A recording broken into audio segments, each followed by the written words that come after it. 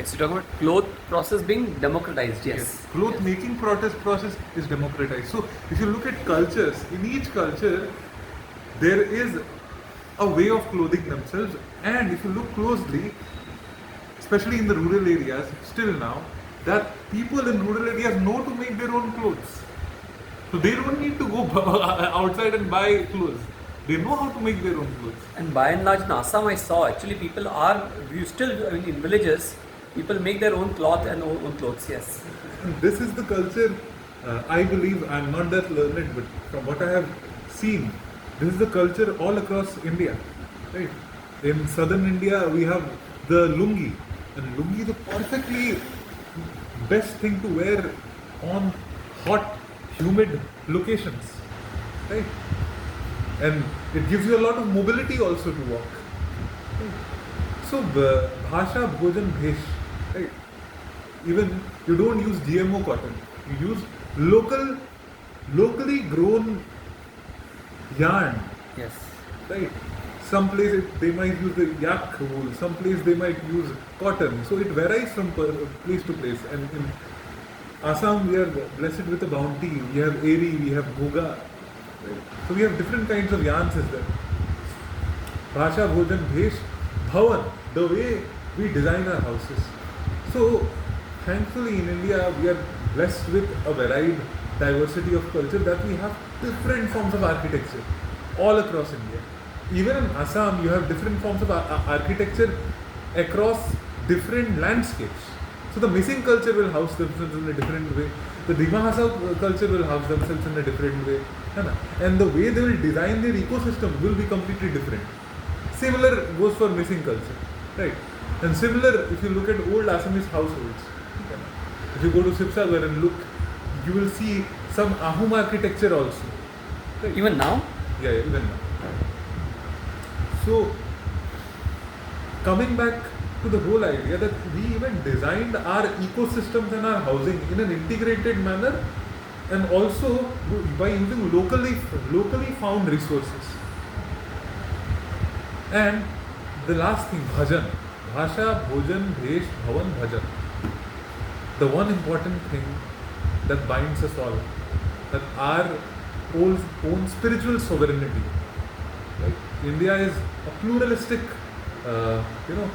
India has a pluralistic identity if we talk about religion. Right? There came in a lot of forces which tried to homogenize it, but still we are quite heterogeneous in our religious identities. And these religious identities binded the community.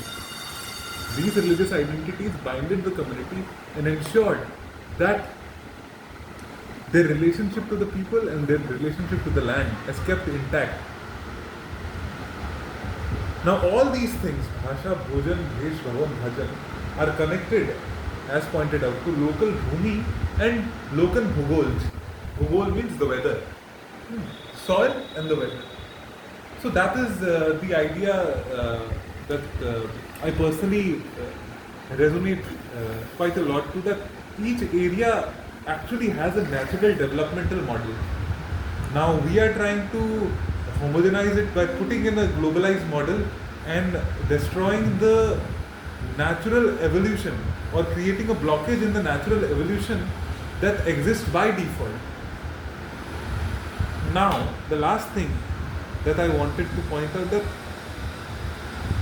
all these things are born out from a simple thing: our relationship with ourselves, our relationship to the people, and our relationship to our ecosystems. Now, are we, or do we want to bring back sovereignty? Do we want to bring back the faith that we should have inside us? Because if we don't have faith inside us, if we don't have faith in us to manifest that beauty through us and in our community, I don't think this change can be bought. So that is the last message that I would like to give to myself and to everyone, that let us try to have faith in ourselves. True, and there's this very interesting point that you made about the NGOs.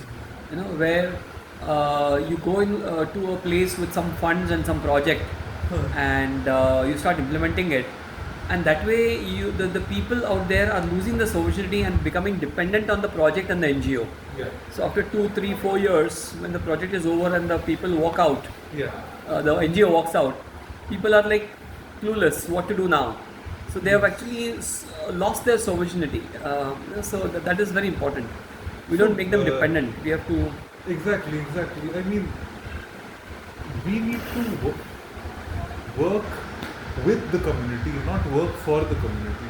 Yeah. That is the core problem. You have to teach them how that to fish, Yes. or at least tell them that you already know how to fish. Please continue. Don't make them dependent on. And we also need to live with them and understand and bring about a change with them. We at most of the times come in as an external, all-knowing entity, The Siha. right?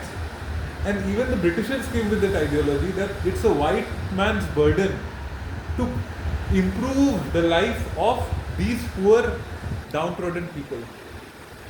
Now, as an NGO also, we are going with that same colonized mindset, I feel. That it is the burden of we so-called educated people to, so-called empower them to our levels. Right? But the question comes in that are we actually truly developed or evolved, or we are the urban people, so to say, have material abundance but don't have any social or ecological abundance and are completely disconnected. We go there, put ourselves in the pedestal and act as the benevolent kings, right?